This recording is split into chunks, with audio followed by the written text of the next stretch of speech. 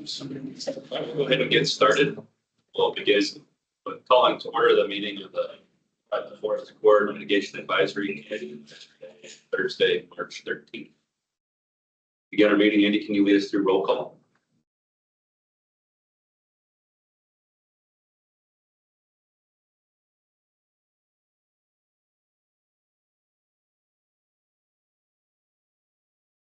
Please respond in the affirmative. Your President, Chad Washington. Here. Ally Cap. Here. Courtney Grayson. Here. Fran Caparata. Here. Andrew Perky. Here. Mark Stern. Here. Mark Greenbender. Here. Jennifer Weitzel. Kate Wells. Hi, Andy. Sam Banks in here. I'll be sitting in for Kate again. Sounds good, Sam. If you could turn your video on, you're more than welcome to, Sam. Thanks. Chris Allen. Yeah, good morning here. Thank you. Sarah Gregory. All right, ready to go ahead, Jen. Great, thank you, Andy. Has everyone had a chance to review the day 2 agenda? Right, you has not. We'll approve that agenda unless there's any comments or concerns. Seeing none, we'll consider that approved. Andy, did we have anybody register for public comment today? We didn't have any public comment registered, but this is an opportunity for anyone online to feel free to raise your hand virtually and you can walk you. Thank you, Andy. Can you also offer the reminder about applicants and discussion of specific projects at this time?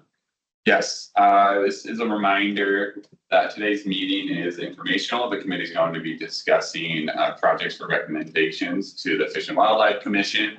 All projects are considered complete at time of submission, so we are not accepting new information from any of the grant applicants at this point in time.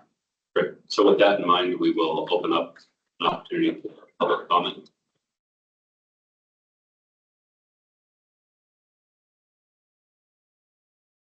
Are we seeing any hands raised, Andy?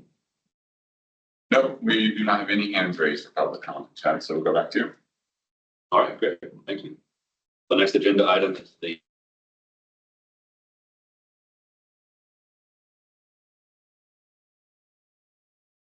funding line. Now, might be a little bit of blindsiding our PFA bios here, but I would like to get project by project, maybe a 30-second elevator pitch for these projects so that we understand and are reminded what the details of these projects that are above the funding line are. And so if you don't mind, we will just do it by ranking. Not sure if you can see that, but instead of doing it by region. So we'll begin with the North Fork Walla Walla River Holistic Floodplain Restoration, River Mile 5.2 to 6.5.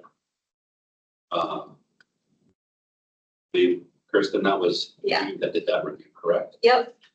Yeah, so this is part 3 of 5, phase 3 of 5. It's going to be a 1.3 mile stretch of river that's going to be restored with 59 acres of floodplain restoration on it. And it has quite a few species of interest for the HCP. See if I can pull that up. Bull trout, chinook, mountain whitefish, red band, and steelhead. Yeah. Okay. And next we've got the road estuary rearing habitat. Was that yours? Yep. Great. Yeah. This project's a great project that seeks to restore a 11-acre tidal floodplain that would be primarily a benefit for coho. However, we would also likely see significant chinook and steelhead as well. And then can you also provide the ODFW priority rank for that project? Yes, so we have this one ranked as critical. And Kirsten, just to remind us, the same for Critical, yep, for the next one. So next we've got the Patterson Creek Phase 2 construction. Kelsey, I believe that was your review, correct? Yes, so Patterson Creek, that's a funding request from the city of Bay City. So that's looking to repair the 7th Street culvert, which is not met fish passage criteria for 8 years, as well as removing a culvert on 8th Street. Part of that is doing some road reconstruction to provide access for houses that would be cut off by that culvert. This project is a part of a larger comprehensive plan that's been broken into phases, and so this is the phase of that project. This one was ranked as low priority from ODFW, and part of that was really just looking at the high cost, and a large portion of those funds could be going for road reconstruction as well as the sewer line reconstruction, and the habitat it would be is 0.2 miles. So the low designation was based only on project cost and efficiency, not the need. Okay, and which species are benefiting from that? That would be benefiting. Excellent, thank you.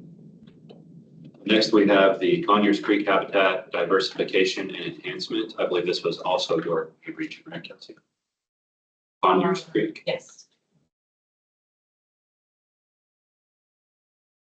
So Conyers Creek, that's a planning and implementation with a funding ask from the Columbia Soil and Water District. This one is doing a slew of different things, including opening up a historic stream channel, as well as restoring floodplain and riparian habitat, wetland habitat, also placing large wood and beaver dam and logs. This is an area that has historic and current beaver activity within it, as well as removing drain tiles, installing livestock fencing, riparian replanting, and wetland species for beaver forage. This one was ranked as ODFW. And this is within a stream that used to historically have a wide floodplain that's constrained, and that would be benefiting Toho. There's also a chum reintroduction project currently happening within this area, and the agency's been looking at doing a Chinook reintroduction project within the area as well. John, can each person say who the applicant is as well? I need to. I'll see who's the applicant. This one's the Columbia Soil and Water District. You said that. Mr.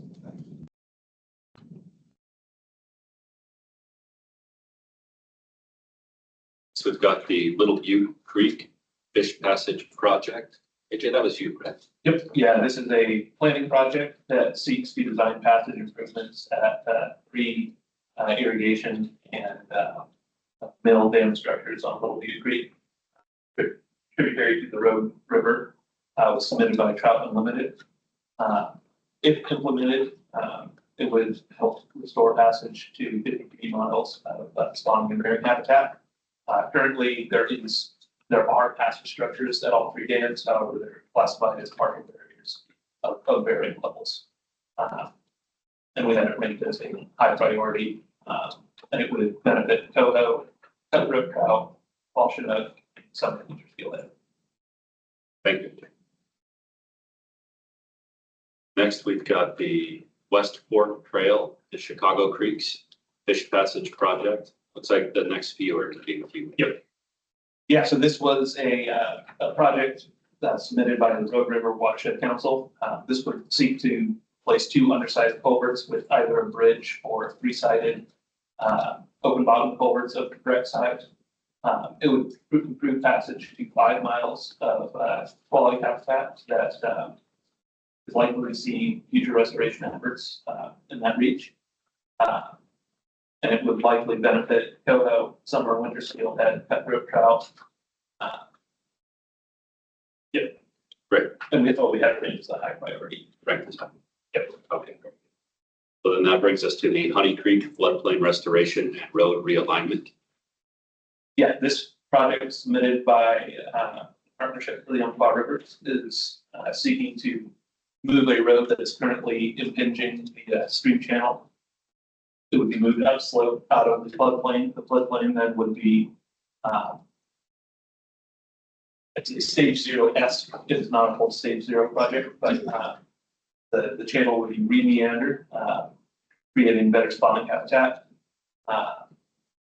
We had it ranked as a medium priority. The only reason we had it ranked as medium is just due to the scale of the project. I think the new floodplain would be up to 8 acres is what it would be at, and it would likely benefit summer and winter steelhead And moving that road, would that result in hydrological disconnection? Yes. Okay, great. Okay, I believe the last one for a minute here, AJ, can you tell us about the Sandy Creek Whole Watershed Restoration Phase 2 Fish Habitat Project? Yeah, so this is a implementation project submitted by the Soquel Watershed Association. It seeks to conduct in-stream restoration up to only 8 structures along 1.3 miles of stream habitat. This would complete the in-stream restoration plan for this stream reach. It is a critical and spawning and rearing habitat for fish in the Soquel Basin. And we had it ranked as a critical priority. Great.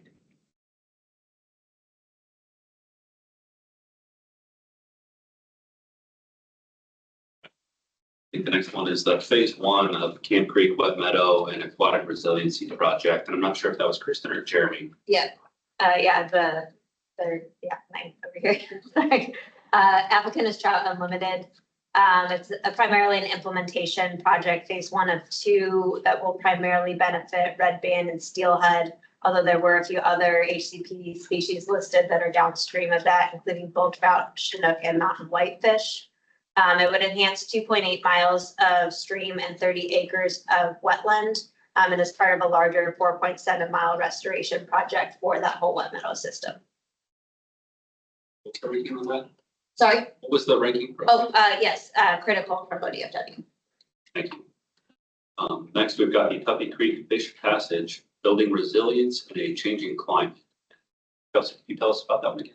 Yeah, so the applicant is the Tillamook Stewardship Partnership. Project's asking for funding to upgrade the fish ladder of the diversion dam.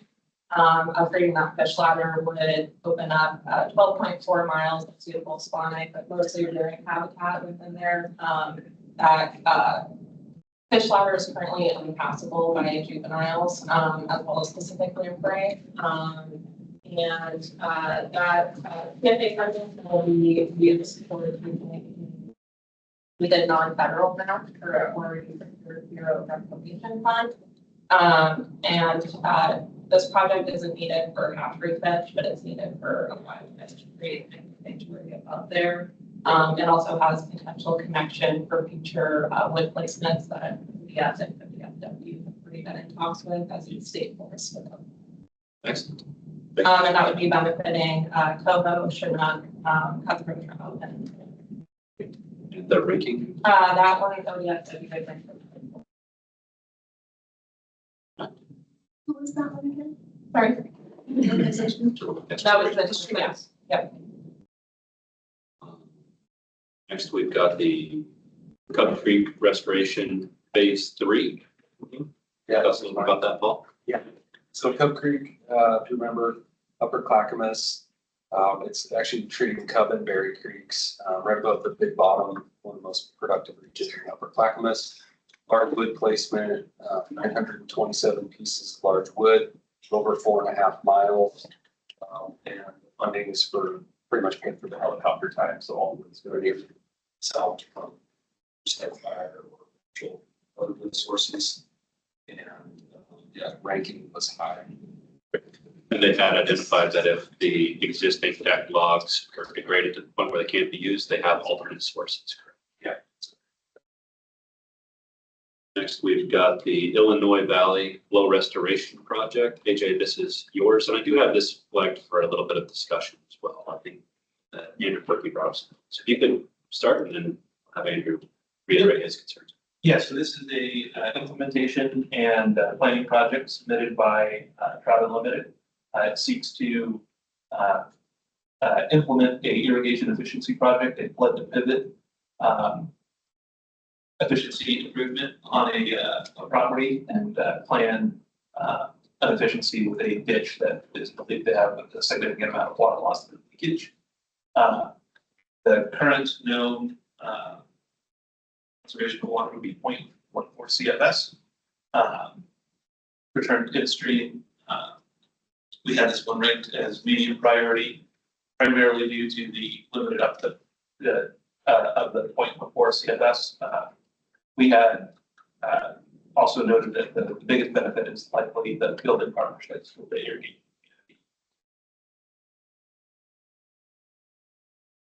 And you had some comments on this project. Yeah, the concern is cost, at the rate of what it took to get 1.14 CFS ballpark. To get to 15 CFS, which is, I think, the low flow in East Fork dry periods, would cost upwards of $50 million by going through that incremental improving the efficiency of systems. So I like the engagement with water users and the fact that restoration is a priority. And perhaps it's worth it in this instance to demonstrate just goodwill and trust, as you said, AJ. The cost is a concern. Okay. Just Andrew, is the 15 CFS, is that a target or is that the actual? Yeah, let me just grab my notes here. I think it was, and AJ, correct me, I think it was during low flow periods where the range of flow was small. So I just kind of use that as a base. Yeah, noted. A very small portion, even for us. So it relates to what AJ said, is that the uplift is very small for this amount of water, but obviously it's a starting point and it's worth it.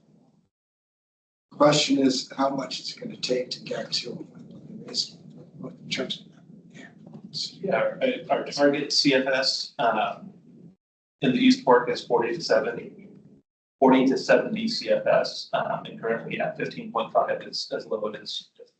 Yeah, that's right. Even the lowest flows observed on this stream, 5 month floors, very, very small. Again, these numbers could be long, I'm just calculating. Okay, yeah, just so in September, the live flows are around 15 CFS. Can be as low as. It can be, that's like in dry years, Okay. right? And Yeah, which we see a lot of them. yes, true. So, Yeah, but that's not like a 5 year. I don't think that's a factor. A good discussion. Okay. Next, we've got the Lower Davis Creek Fish Passage and Wetland Restoration Project. You region 1. This applicant is Trail Unlimited. This is asking for funding for designs. This would be replacing an undersized perch culvert and entirely remove another culvert, as well as doing some wetland restoration. Although multiple species of native salmonids could benefit from this project, salmonid use in abundance and the limiting factors affecting that use is not well described. And so the overall benefit of the project is not well known. The stream is also like concurrence of professional opinion for salmonid species from the PFW, and so surveys upstream could be needed to determine the goal fish use. And there's no spawning gravels within the project, so it could be geared more towards rearing habitat. And so ODFW have this project ranked as low, mostly due to the lack of information of what the benefit would be. Okay, well, that liked as well for the reasons that you just described. Next, we've got the Robinson Creek Watershed Restoration Project. This is in Wheeler County. Yeah, so the applicant is the Oregon Natural Desert Association. It's an implementation project that would benefit steelhead or red band, probably red band more than steelhead. It would restore 4 miles of stream using low-tech process-based restoration. And those 4 miles were chosen out of a larger 13 miles that was already looked at and done like kind of initial surveys. So those 4 miles were chosen out of that larger chunk. And it is in collaboration with the Confederated Tribes of Warm Springs, and I believe it's on that conservation area, like where that land is. And ODFW has it ranked as high. Next, we've got the Crane Creek Concrete Weir Removal Fish Passage Restoration Project. Yep, this was a implementation project submitted by the Smith River Watershed Council. It seeks to remove 2 concrete weirs that are currently functioning as partial barriers. They would be replaced in part by a rough-in channel as a grade control device. If it's successful and implemented, it would provide improved passage to 40 miles of stream habitat. We had it ranked as critical due to the mileage it affected, as well as the amount of restoration work that has been done upstream. It would likely benefit coho, fall chinook, cutthroat trout, and over steelhead. Thanks, AJ. And then the next one I had flagged as well. This is the basin assessments for advancing that Coquille-Coho strategic action plan. The reason I had flagged that was a misunderstanding of this project, although it may cover private lands, the work will not be done on privately owned and controlled roads. So this project really is uplift and only implemented on those publicly owned and maintained roads. Yep. Great. So can you tell us a little bit more about that? Yeah, so this was a planning and monitoring project submitted by the Coquille Valley Watershed Association. It seeks to conduct assessments on 330 miles of gravel roads, as well as 135 miles of paved roads. These are publicly maintained and controlled roads. They would be assessed for sediment delivery and passage concerns. They also plan to conduct 125 miles of AQI stream surveys, as well as 109 miles of streamlined AQI stream surveys in order to assess habitat conditions. This would all be in support of the Coquille-Coho strategic action plan. So it is likely to benefit coho salmon, and then the projects resulting from this would also likely benefit fall chinook, cutthroat trout, and winter steelhead. That strength is high. Great.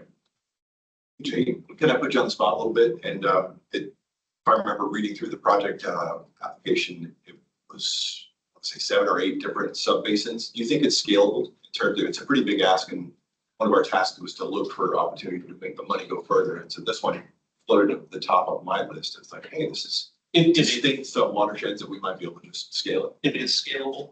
They would prefer the full ask, but it is scalable. Okay. Thank you. How'd the department rank it? As high. A quick question too. Who are the primary landowners in this area? Private? I think it used to be concrete. Yeah. See if I can get their photo watershed map up, and I think we can give you a better answer. It's not super important. It's kind of interesting though, because there might be some partnerships. It used to be all blocked in one land. Yeah, I know at one point Warehouser picked up the Plum Creek land, but I'm not sure if they held on to It it. might be Chinook now, huh, down there. A little bit of Chinook. There's also a lot of Pillsbury resources in Little Rock out in that country as well. Thank you. Any further discussion on But AJ, I don't know if you can remember, or Scott, if you looked at it, but were you guys comfortable with the budget there? Just, like the 620 went to the right contractors and sort of reasonably efficient. Yeah, for the mileage coverage, we felt it was value. Yeah.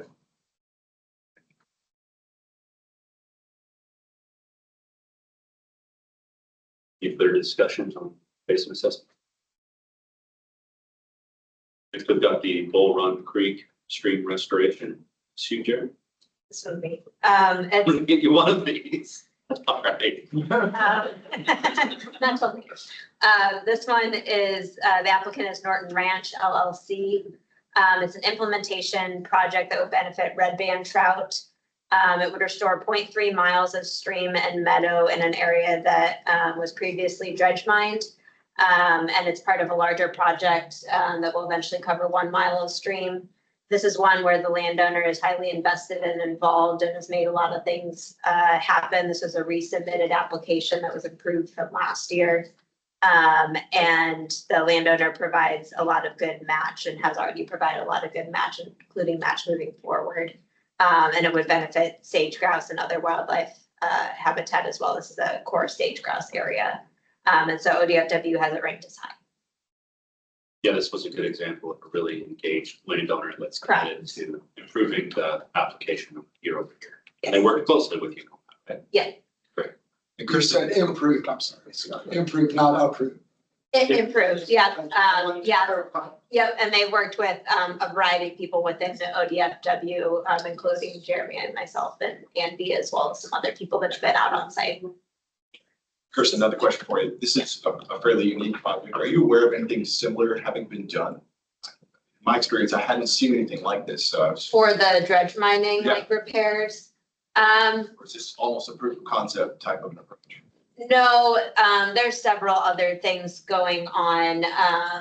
I know one of our watershed councils, like one of the projects they're working on in the Upper Grand Ron is also doing redoing some dredge mine tailings kind of breach and that kind of thing. So it is definitely something that is at least starting to be done. I think there are other examples I couldn't tell you off the top of my head, but I don't think I would call it a proof of concept. Okay.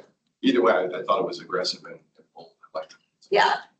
And there's a lot of good growth happening right now in terms of like vegetation that's already there that would hopefully continue to thrive without too many additional things, hopefully. And Andy, are you monitoring online in case any of the other ex officio members would like to weigh in or have questions? Yeah, they're individual to unmute. Okay, very good. I just want to make sure that they have the opportunity to ask questions. Yeah, we don't have, and just to bring it up, Chris and Sam, there is no chat enabled in this meeting, so yeah, you will have to unmute. Go ahead. Thank you. Watch your virtual hand too. Next, we've got the Eagle Creek Restoration Plan, Wasco County. Yep, this one is by Finwick LLC. This is a planning project that would benefit mountain whitefish, red brand trout, steelhead. They've also claimed bull trout. There's question about whether that would be a beneficial species. It is designed to restore, the plan is for designing and restoring 2 miles of stream as well as securing the permits needed to do that. This area has, there's a lot of landowners involved, most of which provided or stakeholders at least that provided letters of support, but there would need to be additional conversation there. It is a remote access. It's a tributary to the Deschutes River located right at the mouth.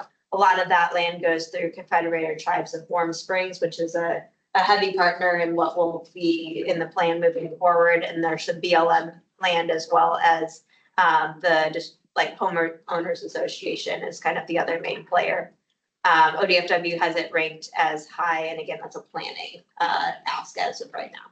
I also had a note here that there's a section that deep waters every year, and there also deep waters that come out.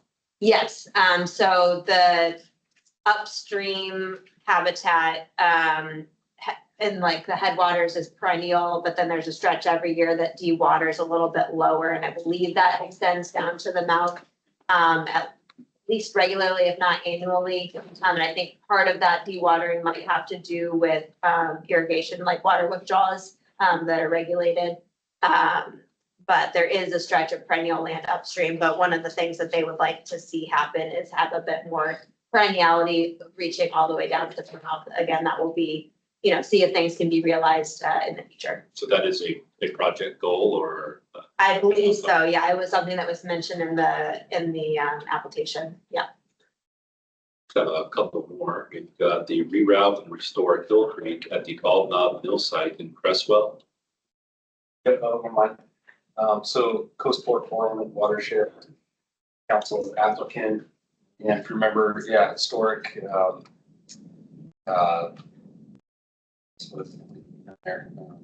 mill, I guess, site there, and they're gonna move a dam barrier that's on the ODFW already buried, already fish barrier list, fill in some of the ponds that are there and route 0.3 miles of Hill Creek around that site. So it's a historic original channel and some channel reconstruction. And then I did look up, there is a riparian planting portion of it too. So it'd be planting and removing invasives and planting that new 0.3 mile section of stream there. So it's going to open up 8.5 miles upstream of that. It'll be back fully connected. It's been a fish barrier prior. And cutthroat, mainly for cutthroat, there are lamprey present, beaver activity in the area. Specific documented for the giant salamanders, west pond turtles. And yeah, one of the things that is not certain, but there's a local fishing pond that connects to and could potentially improve water quality for back of the trout fishery site. Was there signage included in this project? I believe so. Yeah, it's an area. Well, Be nice that fishing makes sense and signage included. yeah, yeah, not at the site. It's private. Well, if the applicant is listening, that would be maybe something to consider. We can absolutely there's signage, there's a publication requirement, there's certain language in the agreement they agree to. We can definitely. Seems like a good opportunity for exposure. That gives lots of work to they're not used. And then a reminder, Paul, you said that the permitting had been done for infilling the existing mill ponds, because as we know, sometimes those existing mill ponds can have some environmental issues with sediment covering old. Yeah, gotcha. Yeah, so that's all been taken care of. Those were documents. Documents for applications that have got that. All this, he has a shovel ready. Shovel ready. So they're down the back. High. What's your sense of the habitat upstream? I don't know much of it. It's cutthroat only. I know a little bit about the coast fork willamette. I think it's good, fish cutthroat habitat up there. Just being that it's low in the valley, this is, if you remember, it's like right off my principal area. So I wouldn't say that it's excellent cutthroat habitat, but there are a lot of cutthroat in that area, and 8.5 miles, you're getting close to the toe slope, into the hills and some of the better habitats. So we all can connect. Take something up. That's great. And next we've got the Honey Grove Oxbow reconnection design. That's you, Craig. Yeah, this one comes from the Coast Watershed Council. It's for planning. Phase 2, they expected to carry them through 75-90% final design for a reconnection project for a mile of historic Oxbow Channel to Northport and LC. It was likely kind of cut off from the main stem during establishment post 1800s, used for farming. It aims to not only restore and reconnect that channel, but also offer fuchsia, spawning marine habitat, and also reduce flood risk to the ESA coho, fall chinook, cutthroat trout, steelhead, salmon. Benefits there. It's an area that LC that all should also use pretty heavily is spawning. What was the ODFW priority ranking? Thank you. So that is a summary of all the projects that are currently above the funding line. We had a couple flagged that are currently below the funding line, but I would also like to hear more about. Starting with the Willamette River Elk Rock Island Back Channel Restoration Project. Oh, I believe that was you, correct? Yep, so this was North Clackamas Watershed Council. It's a kind of unique side channel backwater off the Willamette, below Willamette Falls, near Milwaukee, near the Elk Rock Island Park, I believe. I might be mistaken the park name. It was a popular public park right in Milwaukee there, right on the waterfront. And a unique side channel there. They want to put in, I think, 6 large wood structures that are tied in with boulders and whatnot. It's below Willamette Falls, so it's a tidal area. So looking to provide juvenile rearing and a somewhat channelized straight shot of estuary through the metro area, so to provide some juvenile rearing on their way out. Since it's below Willamette Falls, it's got a slew of ESA listed fish potential and rearings. It's got all the upper Willamette, spring chinook, steelhead, and then you get your lower Columbia, coho, chinook, steelhead the lights, everything. Yeah, it's a good project there. I ranked it as a medium, so it came in for me as a medium. They've done a lot of back work, some design. There were some comments, some OLED review, and in my review that the 6 structures that they currently have designed were relatively small. So myself and OLED both thought that making those structures larger, it's one of those areas that you can't really go too big. So that's their main concern with it. They do make note of that in their application that they have thought about that and addressed that, but there isn't, as far as I know, it's changed design. And so it's a good project. Yeah, like I said, it ranked it medium and has a ton of outreach and potential there too. The park is heavily used. It's a popular spot in the summer to go out and swim around there. And so there would be a lot of like outreach potential, right? Did you get the sense that this is a shovel-ready project? Yeah, somewhat. Yeah, they are. Yeah, they've done a lot of legwork on it. They've got it ready. There are challenges with, it's called Elk Rock Island. It's kind of like a big basalt chunk that's there that the side channel kind of comes behind, and it really high flow. It jumps in connection to that rock knob that's there, so it does overflow, high flow, cut off. So that's kind of the route out to the rock and to the river and whatnot. And so it has some serious challenges with equipment in there. It's just really tightly nestled in the neighborhoods, and then it's got a really small city parking area and access down to it and right now homes. So one of the challenges is getting equipment in there, walking an excavator or something like that to do the work, and also bringing in a large wooden pole. Looking at barge, by boat ramp, and then trucking wood and putting on a barge and bringing it. So there's some uncertainty there with that. It's become a pretty expensive project for that reason. And so there's some challenges around that of trying to make this all work. Barging, equipment for rock and logs and equipment like that is a little bit of an unknown. It's pretty rare, a part of it sensitive. Would it be fair to characterize those operational challenges as community engagement opportunities as people are seeing large wood barged in, equipment going down and seeing the work have a lot of visibility? Is that correct? Absolutely, yeah. And I think if I remember their plan is to bring, I think, the heavy equipment to do the work. So there's been shut down the park and signage previous to that. They're well aware of that. I think a plan for that very well. So yeah, there would be a lot of outreach and visibility with it.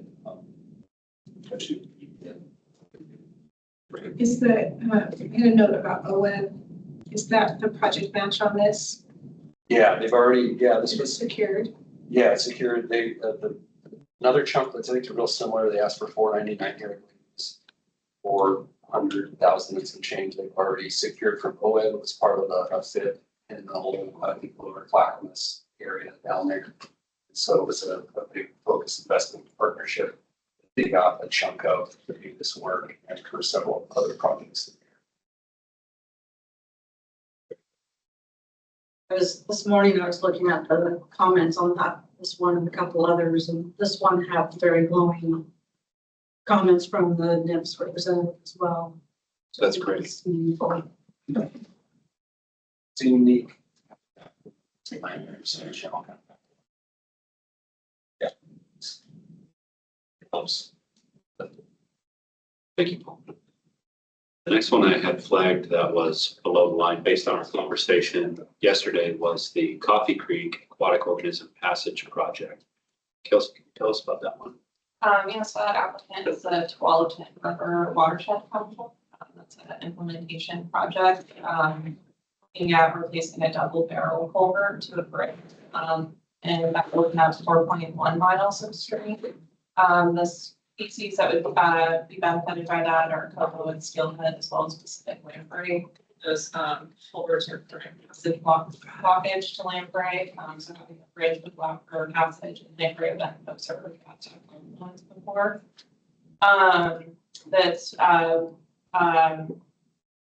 area was also identified as priority acre habitat for steelhead, and the barrier was identified as a significant obstruction within multiple assessments. Gills Creek, which is the main stem of Coffee Creek, or what Coffee Creek flows into, is also 303 listed, and Coffee Creek's not. And where this culvert is 200 feet away from that tributary junction. So having that passage, that culvert is also a current barrier to juvenile passage. So that stream could be essential for juvenile fish in order to move out. Seeking refuge from the 303D listing. Very good. What was the ranking? That one, ODFW had ranked as critical. I have one other that we had flagged, and that was the East Fork Irrigation District screen upgrade and habitat enhancement design. Admittedly, I was one of the reviewers of this and had read in the application that the current fish screen is operational, it's working. It was not clear that there were hundreds of fish that are trapped in that raceway that need to be salvaged annually.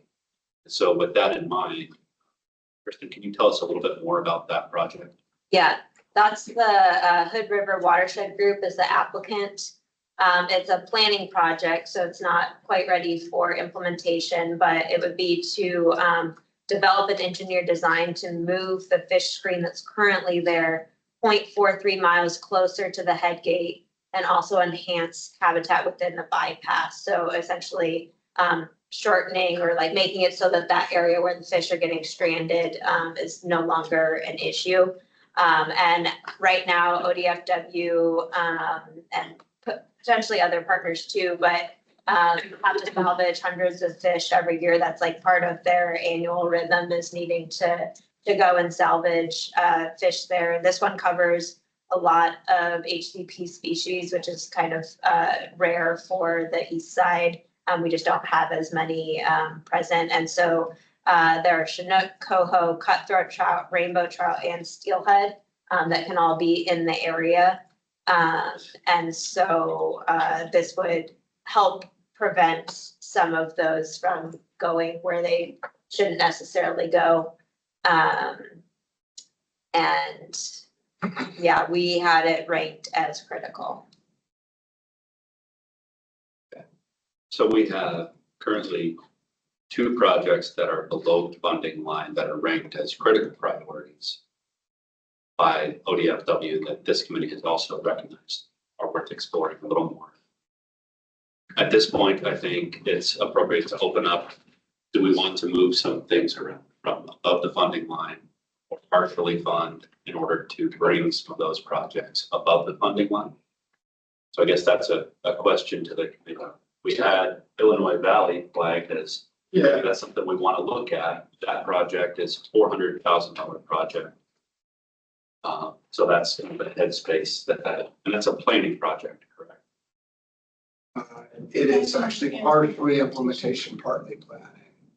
Implementation. Which Which project are you talking about? Illinois Valley. Illinois Valley. What was the? Yeah, before we dive into that, I think I'm aware that we haven't identified any projects in South Central Oregon and Lake County for consideration. That's great. Are there any that are close to this line? And does that matter to us for some geographic consideration to? So I had a couple, I actually wanted to add, one of them is in our areas, the Cottonwood Creek, it's relatively low amount of rain. Did we hear about that? And Yeah. Little humor me, and also like to hear about the Creek. Which one? Region 2. Beaver Creek. Yeah, those are 2 relatively small dollar amounts that would get us some increased distribution across the state. And have like the same ranking as. So they're pretty close in. Great. So yeah, let's just start with Beaver Creek and then move to Cottonwood Creek. So, Beaver Creek. It's number, Yeah, that one came from the Coast Watershed Council as well. Final planning designs for the restoration project to restore stream and floodplain form, function, and processes on about 24 acres and 3/4 of a mile of Beaver Creek Valley. Design is focused at targeting factors for recovery is in Coho. So things like reduced stream complexity, deter summer rearing, water quality, especially increased water temperatures to address those factors. This project also did demonstrated community support, landowner support, although I think one concern was the landowner this project was here last year. Landowner within the project did back out off this past year. And we have generated a little bit of concern. Was this one of the amendments? Yes, that we had to talk about. One of the projects that are landowner backed out. Oh, from last year? Give me a minute to pull that up and see which one. This is today, yes, all right. I remember we discussed amendments. So I don't, it was like right, it's just, there's 3 chunks on this one, it's in the middle. Oh, is that one? They decided to pull out. Yes. So I think OEB also pulled on that as well. Have to ask Katie. So it was awarded last year, not just proposed, and the landowner, okay, My thank you. understanding That's all. We decided that was a significant enough change. to I the project. remember now. Thank you. Yeah. Thank you. So as proposed now, the middle landowner is still out. Still out. But I don't know what kind of negative threats that poses to the overall scope and scale of the project. It's a double still. Middle landowner, I do believe they have access to their property and culvert elements. So I think that stands that culvert main.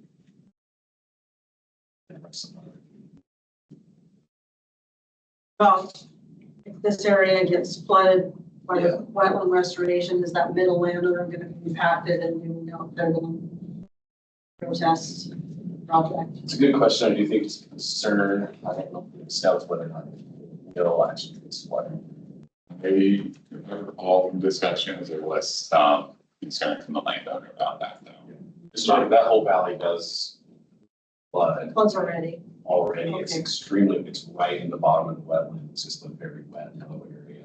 That changes the nature of the project. Easily. I mean, it would be interesting if that's gonna be the state of the new version of it, just again, see the application again, but actually formed around that physical participation and those new potential negatives.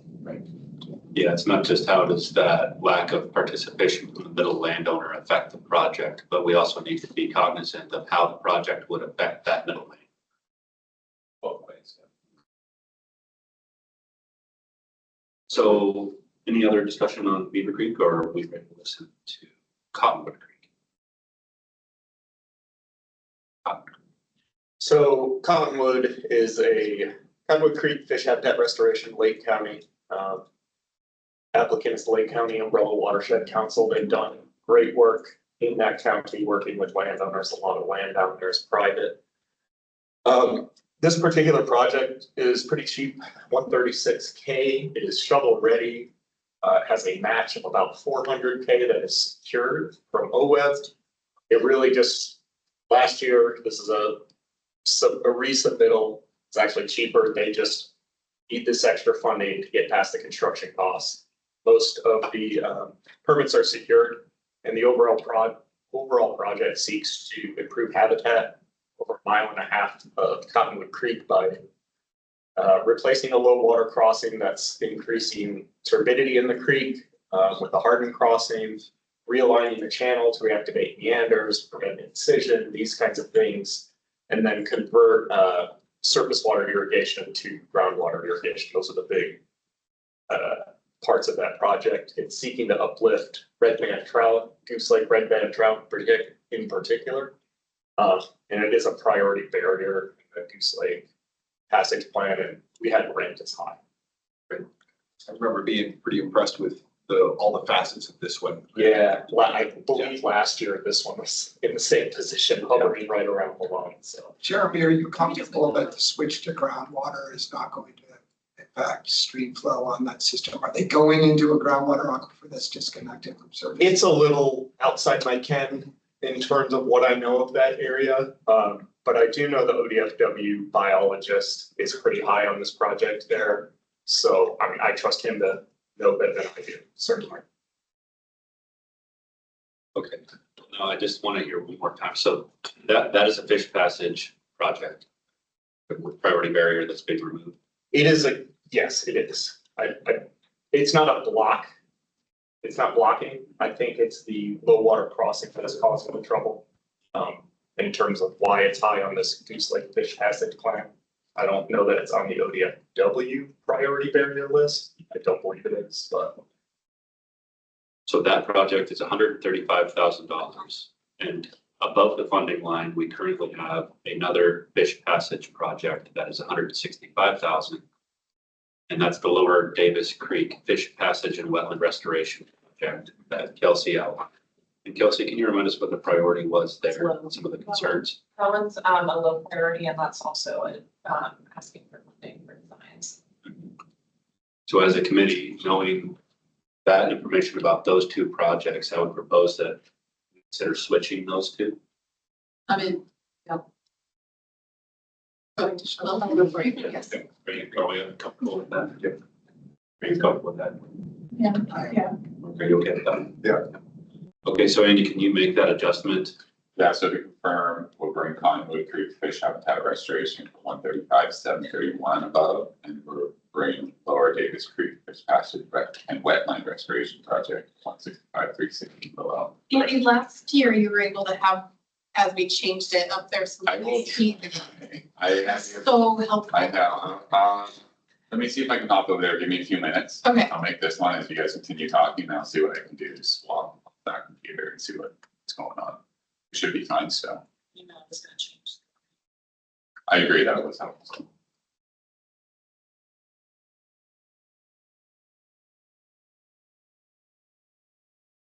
Andy, I think if you just insert a row in your Excel sheet. Yep, that's what I'm doing right now. It's tracking me, and I have an automatic tracker for when we hit it. Yeah. So by doing that, Andy, if we were to look at then, We already talked about Illinois and Patterson. yeah, Both. Yeah. Can we start to talk about Patterson a little bit? absolutely.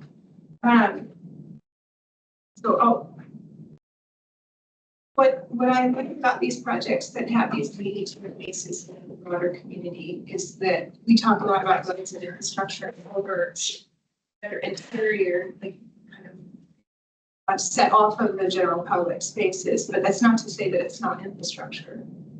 So this project demonstrates what infrastructure looks like in some of these differently defined complex environments, which does make that infrastructure more expensive.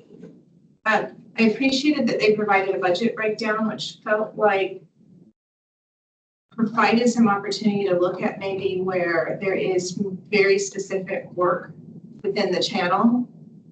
And what I wonder is if there is engagement with that applicant or the ability to understand, would a partial fund at about a $500,000 amount, which seems to capture a little bit more of that in-stream component and some of the crossing.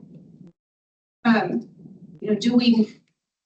does the group have that ability to do a lesser award that may be contingent on their ability to accept at a lesser amount?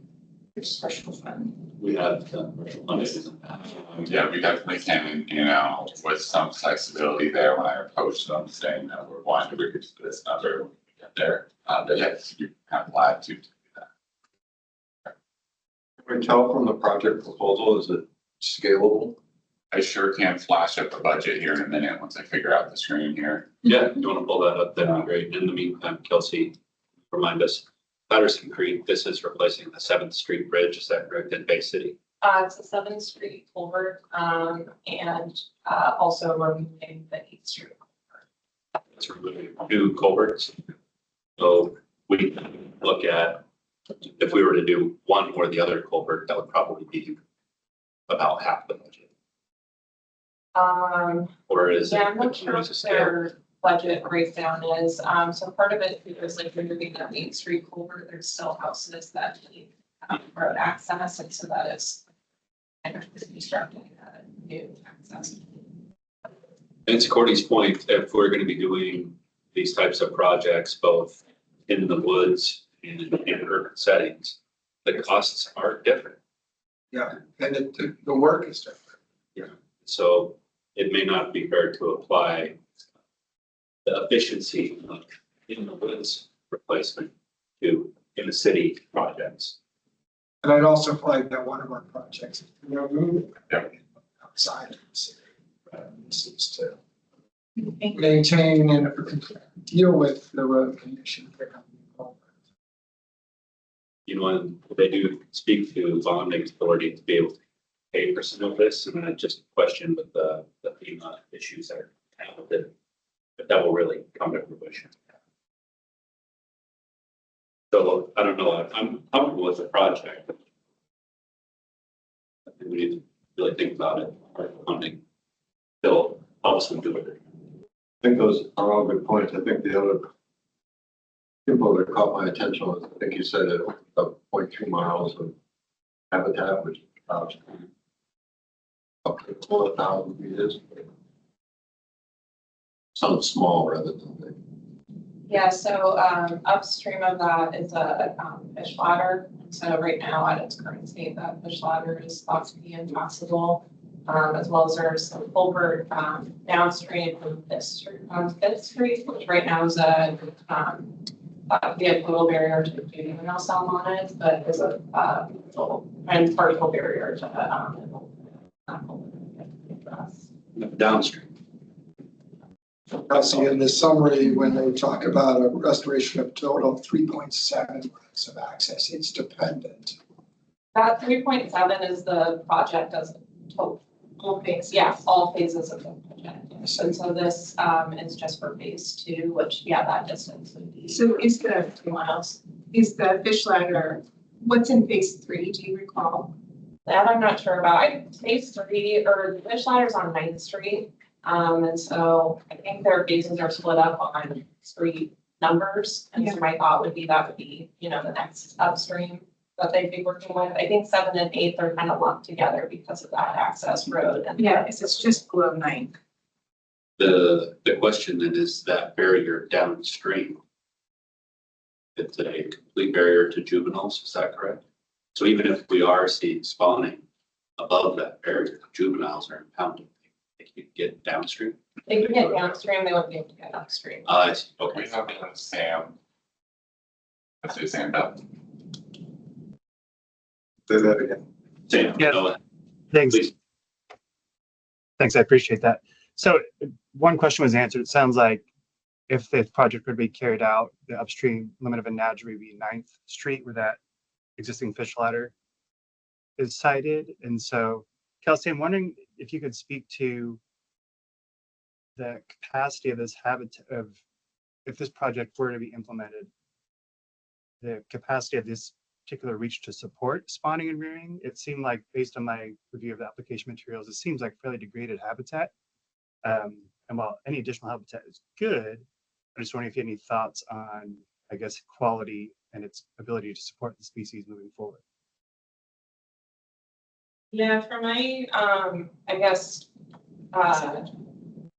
conversations with the district, it seems like this reach in particular, yeah, would be, it's not like the greatest habitat. And so that's where it's like the project as a whole, you know, would be, you know, there is support for that. It's just, but it's also hard because for this one, it is such a high cost for such a small game, but also it's kind of been a speed bump and helping keep things moving forward. But the project as a whole, you know, would provide access. But for this portion, yeah, that 0.2 miles isn't, you know, like risky habitat. It does show the fish ladder being removed and restored to open channel in their application. It's a little unclear if that's in a separate phase. Beginning, it lists these are the outcomes that they hope to see. So it looks like they plan to remove that fish ladder as part of this project. Yeah, that's where, this application was kind of hard to parse through because they were consistently describing the, project as a whole. Yeah, and when you're kind of looking through their, phases within the match document, and phase 2 is kind of working through the subcommittee.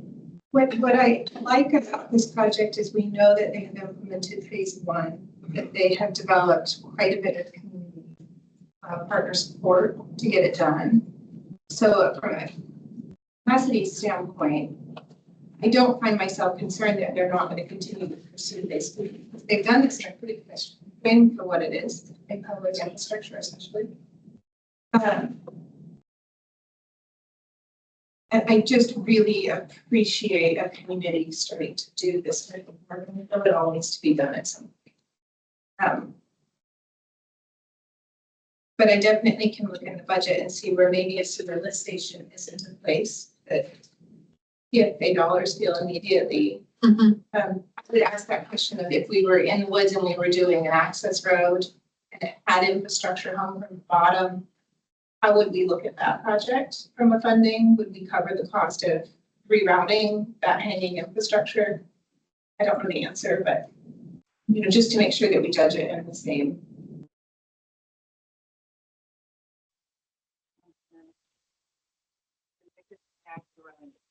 Okay, yeah, I'm reading the reviewer from NOAA that says the descriptions of existing conditions indicate that the majority of Patterson Creek is characterized by a lack of in-stream complexity due to a lack of large woody debris, minimal interaction with the floodplain, and impaired sediment quality from siltation. These marginal conditions suggest that the capacity of Patterson Creek to support coho salmon spawning is very negative. I guess I'd be in favor of just not letting them swim. Yeah. Because it just doesn't feel, just thinking, you remember, for those of you who were here in the last round, like, we want to be really excited about the projects that we're funding. And I'm not getting the sense that anyone's like championing this and wanting it to, agree it's an okay project.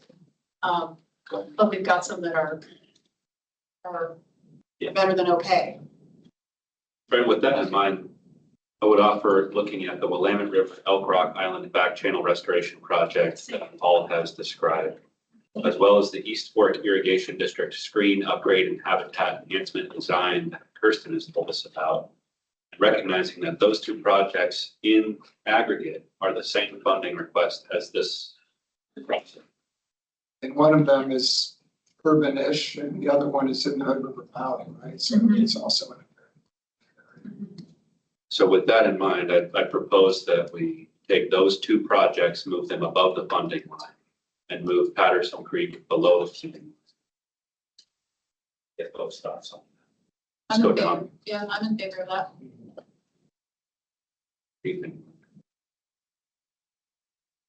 I guess I'm in favor of that, but I would also maybe consider sort of thinking about Courtney's comments. I don't know if we want Bay City to keep working on this project or not, but if we do, maybe there's an opportunity to have a conversation with them about partial. Yeah. Yeah, I think I appreciate that because I think there's a section here where they really do talk about the creek work. And I wonder if that's the place to participate is. There's Schedule 3 earthwork and creek work amounts to 560,000. So I'm in here with the earthwork.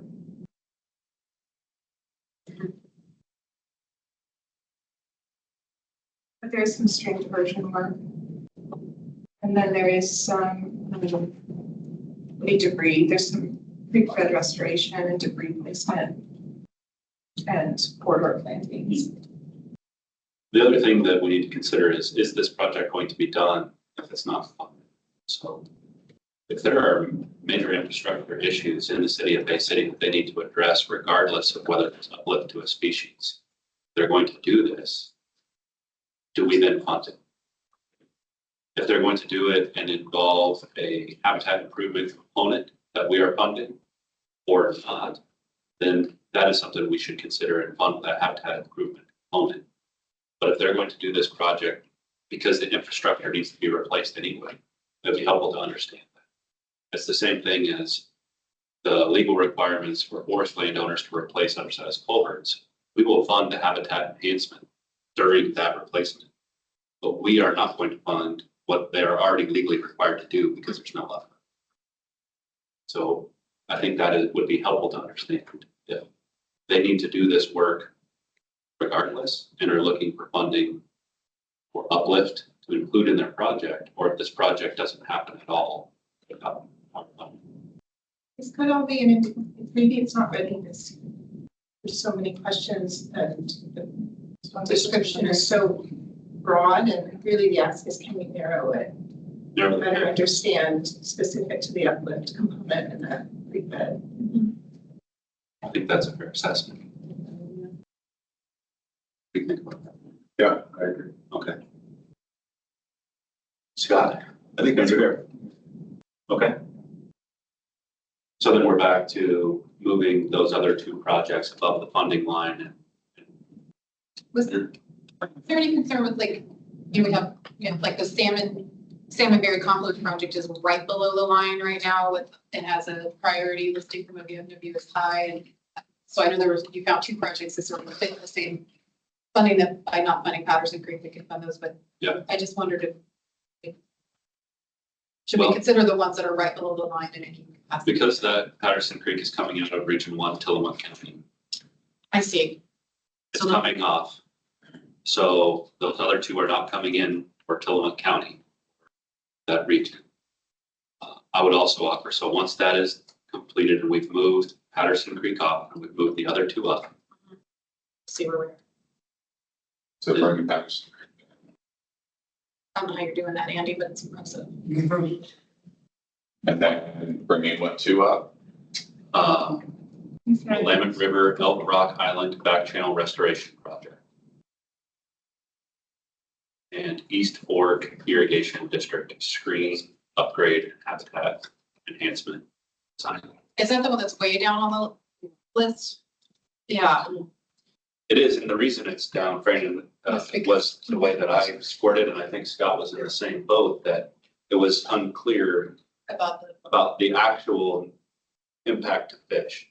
Okay. Yeah, that was part of my scoring. The other part of my lower scoring was, I thought it was a pretty big ask for what it appears to be a fairly simple design project. 419,000 for a design of putting a screen up and putting some, channel roughness into a bypass channel. It seemed big. I didn't quite understand what the cost of it was. So there was also the habitat restoration design for the reroute. Yep. And this one does have, what I liked about it was the collaboration between the state, private, and tribal entities. I think that encouraging that level of collaboration amongst those varying stakeholders is a co-benefit. It's not a priority for our funding, but it certainly doesn't hurt.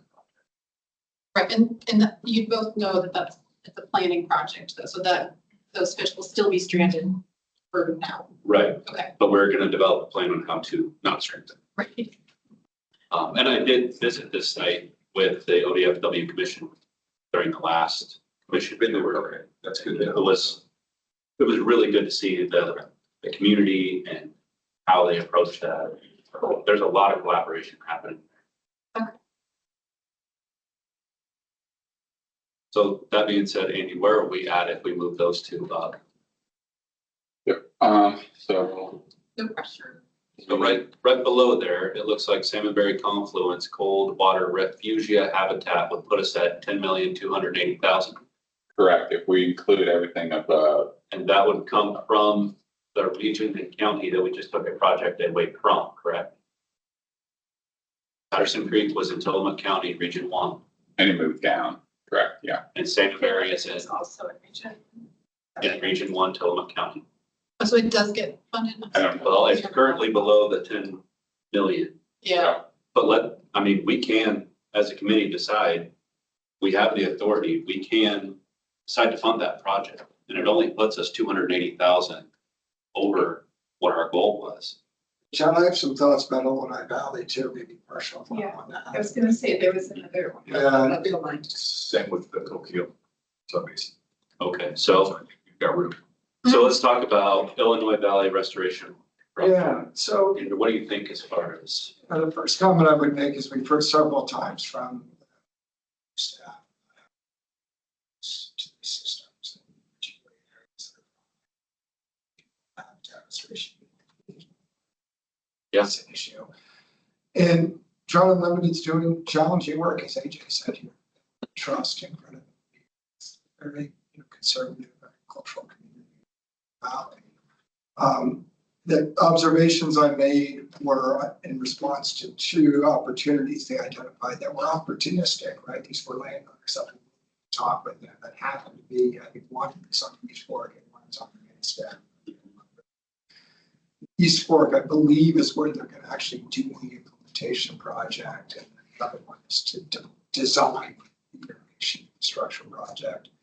There are other systems in that watershed that support irrigation that are smaller, Sucker Creek, Grayback Creek, others that probably in the summer are flowing at 2, 3, 5, 10 CFS, AJ, right? Where putting a half CFS in is going to make a difference as opposed to on East Fork where it's 0.14 with no ice and the worst conditions that that system faces. So I would say if we were to partially fund, we could fund the implementation of the efficiency project, just to demonstrate the efficacy of engaging with landowners to do projects, but encourage TU to perhaps at reaches that are smaller and where the uplift could be greater through a water transaction in the future. I just don't think you're going to get there on these bigger rivers the way they're proposing to do it. And that they consider, and I appreciate AJ's comment, how difficult the environment is water right transactions and the acquisition of water rights. It's easy to say that, well, no one will do it because they value their water right, but that's the exact objective of doing the deal is to compensate that landowner without money that they're just as well on. Selling their water rights, particularly if they're on marginal farmland or they're a hobbyist. And just to reiterate what I said yesterday, the first permanent transferable water right in the 90s was on Sucker Creek in the Valley, where a landowner decided that he wanted to sell his water right permanently in stream. So I would be comfortable with a partial fund that would reflect the implementation, but not the planning aspect of this project. And I don't know how we discern it in terms of the amount of the overall ask. Is it 400K for us? And I think they said cost share of about the same. So I was sort of just guessing 50-50 that half of this for implementation, half was for design, but I don't know that. I am running a calculator right now. They actually broke it out. On the website. Yep, so. I can pull it up. What project was that for again? Illinois Valley? So they would have to go back out and start working to secure funds, planning for funds to be. They have, That's what I was thinking too. There's two pieces. Two There's the components. implementation piece that is a separate project. Oh, I that they see. can implement. they've got to deal with the landowner to. They have a shovel-ready piece. It's unrelated to the planning. Correct. Oh, yeah. Two it seems like- properties, one's in plating, one's shovel ready. Oh, yeah. Shovel ready is only going to say 0.14 CFS, but you know what, at the beginning of this game, it's so critical to demonstrate. So And it gives them an opportunity to take other landowners and say, this is what it looks like. this is what it looks like. We put a sprinkler in here and hopefully they can ship to landowners that are on these smaller tributaries that are. Okay. Do we need to add some material? Yes, we can, sure. Absolutely. I think part of our messaging might also be that that's why we're supporting it as a demonstration, but also sort of with the note that future ones would really like to see ones that have a bigger contribution to the stream. Proportional, right? Yeah. Because that same.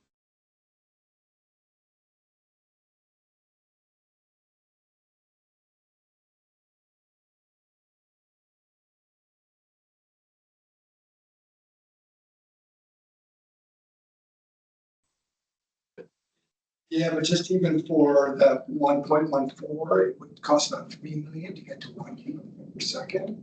There's track record in Oregon of people paying 150, 200,000 to purchase consumptive use of 1 CFS. So there's the.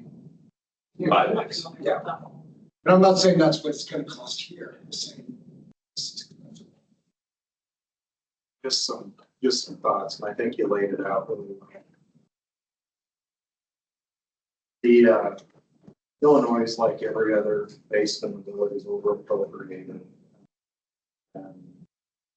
Difficulty with getting landowners to, in essence, give up part of the land as a stream to get it. Drought Unlimited is doing a real aggressive outreach campaign around the road, including Illinois. Illinois is a real important area.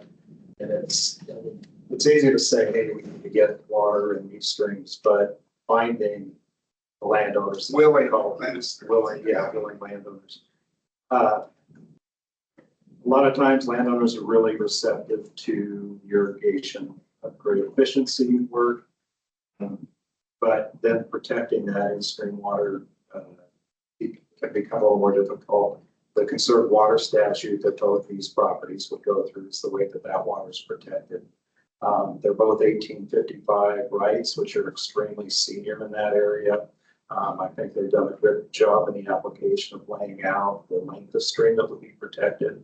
I know 15 CFS sounds a lot, but if you consider that with all the irrigation withdrawals, the targets are between 62 on the Illinois and 130 CFS. So, I mean, every little bit helps. I think the one landowner is highly visible. You see the sign along the sale of their produce. So I think it's a really good outreach opportunity. And you've got to start somewhere, and it's hard at finding those landowners. Just from a bigger perspective, Rogue falls into the Southern Oregon or the California coast ESU. It's not part of the Oregon coast. The road carries the rest of the ESU just because of its size and its conditions. So it's every little bit to address that critical limiting factor of flow. I think it's important. So I think it's easy to say, target these other streams, but when you find willing landowners that are willing to use the conserved water statute, it does provide that protection. That's pretty studied. There'll be a benefit you really can't measure because of these over appropriated systems. A lot of times that the water that is diverted in order to reach the users is a lot more than the right. So by doing these efficiencies, there will probably be less water diverted. Newer systems are usually metered, so it's easy to make sure that the water that's being diverted is appropriate to the right. Makes it easier for water resources to regulate themselves. Just a few other thoughts. Jack, can I just respond on a couple of points? Sure, certainly. It's been 30 years since I was there looking at doing water transactions and stream reaches, but my recollection is we intentionally did not prioritize these four instead of just because the ability to move the needle. The hydrology of the system is so limited, so instead we looked at Sucker Creek. So I understand that it's opportunistic, but I also think the opportunity is to demonstrate the efficacy of the tool. Look that tool on the stream beaches where you really could move the needle with projects. And so that's why I'm really comfortable with funding the project that's ready for implementation. Just not sure I want to have us fund the design of another project on the beach where they're not going to move the needle in terms of hydrology, instead of encouraging them to stay there, cultivating a relationship with landowners on those reaches that are really critical. AJ, I don't know what your sense is as to which reaches you think are in the Illinois where there is irrigation, where there is COA, where there are COA, and where some deals or projects could make an actual difference in how. What's your sense of that? I'm not too intimately familiar. Something for this coming year. I know the committee's working on purchasing water rights as a fundable activity type, possibly. And if that happens, I was planning to spend some time with the in-stream flow specialists that we have down there, strategize, but we haven't gone down that road yet. And maybe 2 demonstration projects are better than one. Maybe if you want to support the planning of this second one. I just am real hesitant. Us thinking that we are going to move the we're gonna provide the uplift through irrigation efficiency projects with irrigators on the. Yeah, and I guess I gave Andy so they had it broken down by project. Yeah. And at the time of submittal, they had a pending match from the Oregon Water Resources Department. And it appears that match has been funded for the Sweet Rock project. Which is the implementation one, yeah. Another reason for us to support it. Match has been secured. OWRD is supporting efficiency work. So where does that leave us in terms of what we would be providing? 242. 242. Yeah, reduction of 171. So are you comfortable as a committee going with that? Funding the implementation component? You're comfortable with that? I know your proposal. Yep. So I'm comfortable. Scott, what are your thoughts? Yeah, all their leads is here.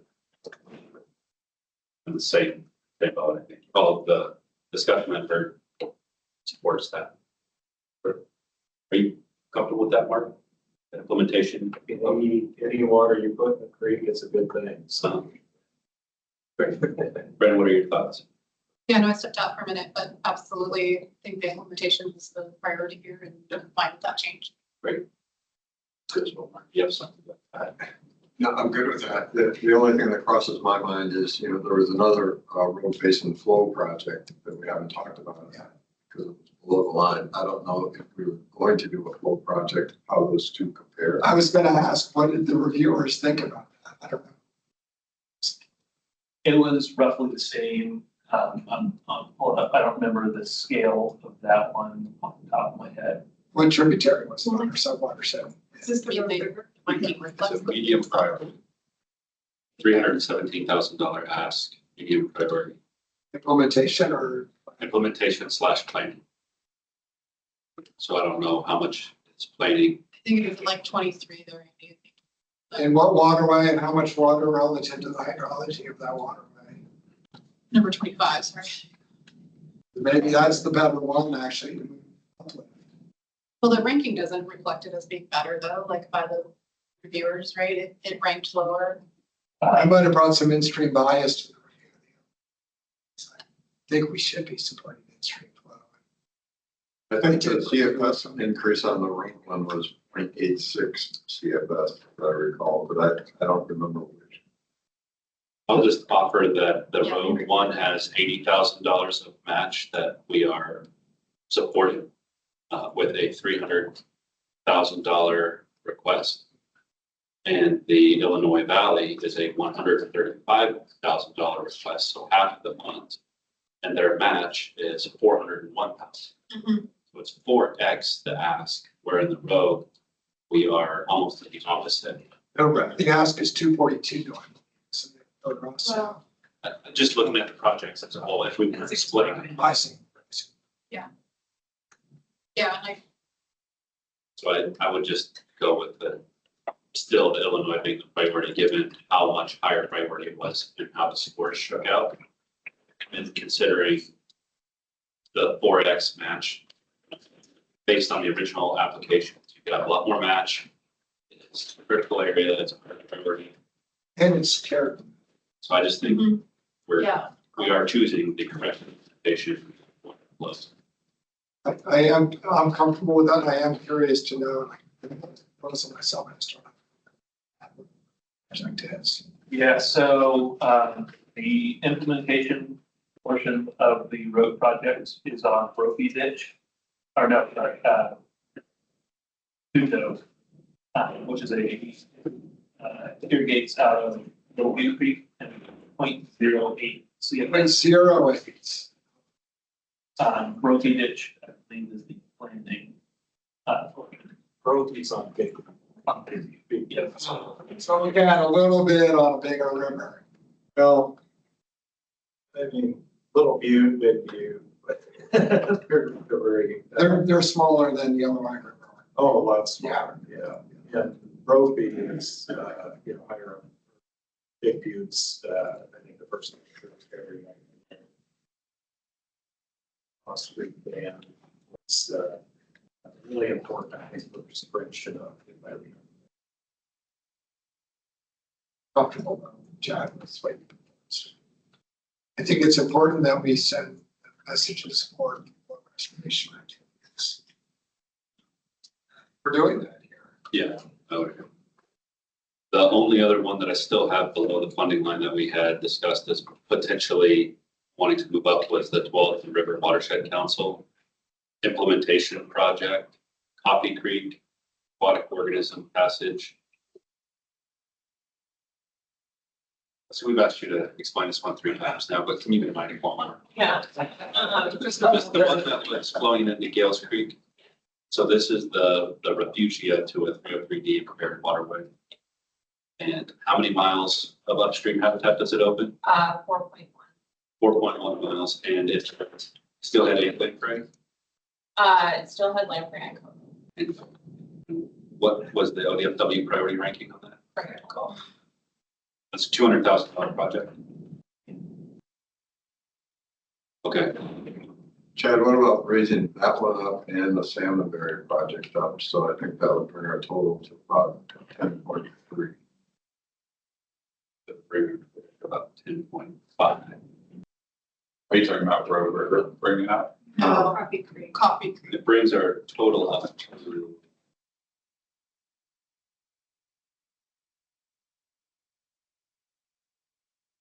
Andy has up there. I think. I'm doing it. Andy's is correct. I think it's because of the reduced, I think you were thinking the previous. Yep, that's what I haven't reduced the. I like that.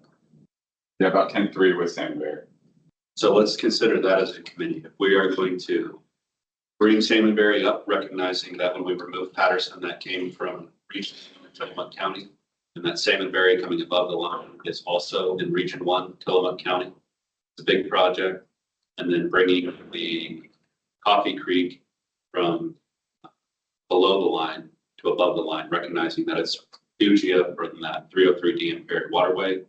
It benefits multiple HCV species. It is a critical priority for ODFW. And our total funding then becomes about 10.5 million. Are we allowed to go over? Yeah.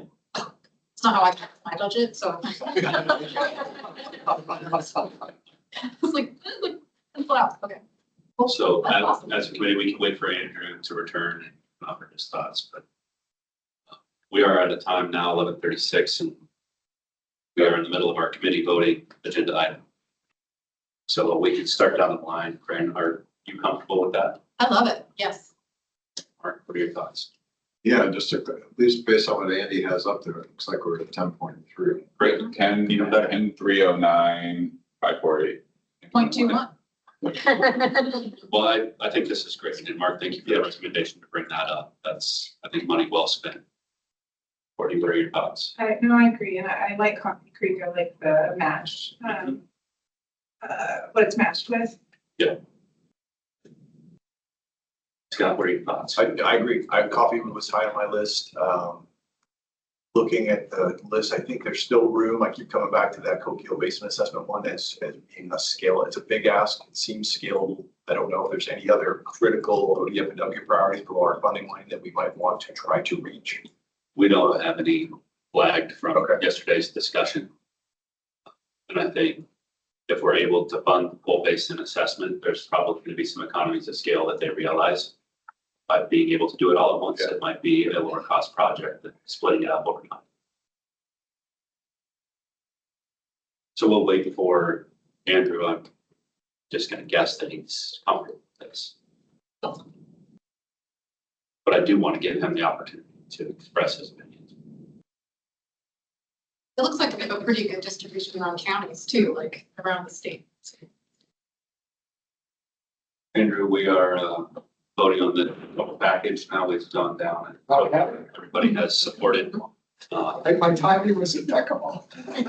Yeah, and so Yes, what are you? Okay. prior to stepping out, did you hear? I did hear. Mark's Yep. recommendation I to did. Coffee Creek up? Yeah. And the justification for that? I did. And So are when you- I heard the amount, I heard 10.3 to 10.5. It's in point. Actually, that's going to bring us in because I didn't calculate for the Illinois Valley the reduction of funding. That would be our main one. Let me do that real quick. Here we go. Andy, I'm not sure you need to do that. I think that we've made a decision. Yeah, it's still gonna be under, so it's fine. Okay, We have more money. Real quick before we do the vote, just double checking that this is the same list that we have here of projects. Just read them all. yeah, you want to just take us from 1 through? This top down. Copy Creek? Yeah, and I'll just read the final funding amount, so we're all on the same page before. Yep. So North Fork Walla Walla River Holistic Floodplain Restoration, River Mile 5.2 to 6.5 for $432,156. East Fork Irrigation District Screen Upgrade and Habitat Enhancement Design, $419,571.75. Rogue Estuary Rearing Habitat for $519,685. Andy, can I pause you? Please. As you move these projects, it no longer reflects the ranking. So East Fork Irrigation District Screen does not necessarily mean that is our second priority. I just want to make sure that everybody online and in the room understands that this is no longer reflective of any ranked score. Right. Thank you.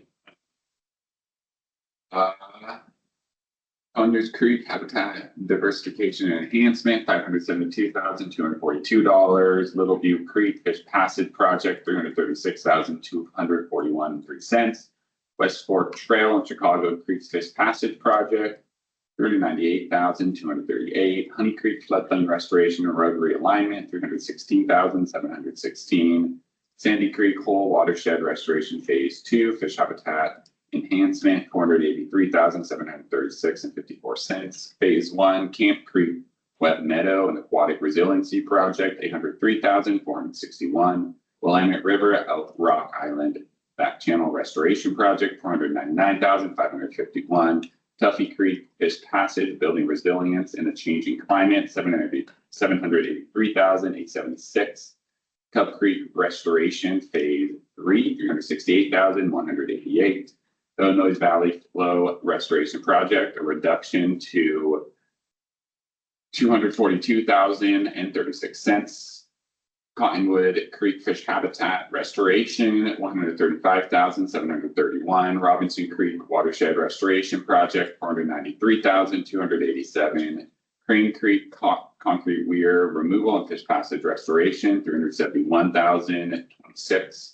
Basin Assessments for Advancing the Wheel Coho Strategic Action Plan, $620,356.29. Bull Run Creek Stream Restoration, $487,428. Eagle Creek Restoration Plan, $143,549.24. Reroute and restore Hill Creek at the Bald Knob Mill site in Crestville, Oregon, $824,090. Coffee Creek Aquatic Organism Passage Project, $200,000. Honey Grove Oxbow Reconnection Design, $173,204. And Salmonberry Confluence Cold Water Refugee Habitat Enhancement, $685,214 for the package moving forward. Thank you for that recap, Andy. Mhm. All right, so with that, we are at our next agenda item, and that is the committee closing comments and meeting wrap up. Are there any comments from the committee? I'd just like to thank again, all of you from ODFW, the staff, Jessica, Andy, Tiffany, just for making all this happen, and also all your colleagues out in the field who chimed in, and other reviewers who I'm sure we're not even aware of, that really helped inform the conversations. Thanks, and thank you all. Absolutely. I think we would all second. It's good recognition. And Chad, relatedly, just the interactions I really appreciate. This year I felt even more comfortable, just the dialogue we're having with you all. It's really constructive. Certainly. Yeah. Certainly. It makes the case for having you all in the places that you are and be intimately involved with the development of these projects. A good example of that was Kirsten and working with North Fork Walla Walla. We saw a much better application because of the dedication from both of you. So The That's really full one, is that the one you're referring to? I think for the improved application, just for clarity. yes, yeah, correct. Just want to make sure that the right shout out goes to the Yes. Walla Walla is great too. We interact with them, but It's great that they were so motivated to continue to apply. for those that didn't make the funding cut this year, I would recommend working with the team sitting here because it's evidence that by doing so, your project can improve. Yeah. Thank you all for your. And please convey our appreciation to all those that you work with in your district offices, not only ODFW, but Department of Forestry, NOAA, Fish and Wildlife Service. I mean, there's a lot of folks that put a lot of time and work into getting us to this point. I think in lines with what everybody else said, I mean, this is a success. You should celebrate. What a great culmination of a lot of work.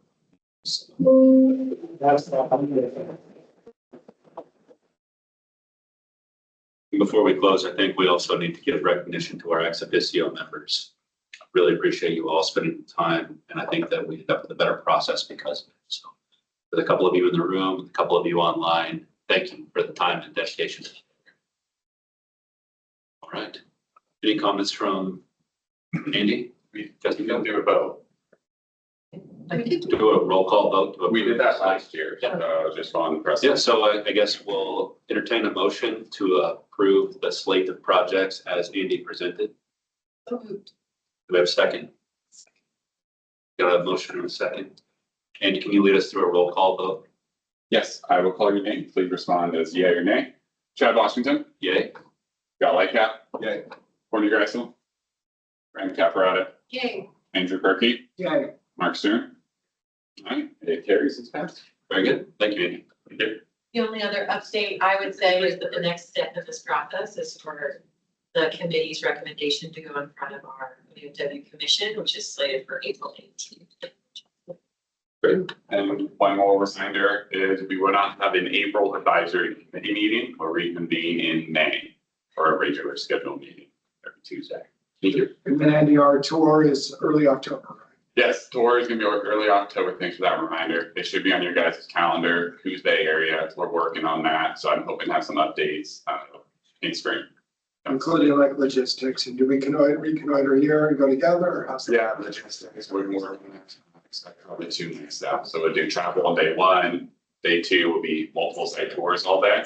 And we'll work with our regional staff and applicants and grantees in the area, already been notified of it. And day 3 will be travel home. We could just have Scott on the side of the freeway, we just put him in the van and. It's October. I'm gonna head fishing right from there.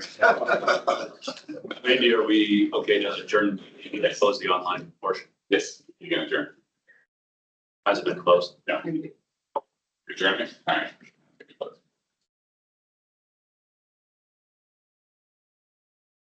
And you're on our field trip in October too. I don't know if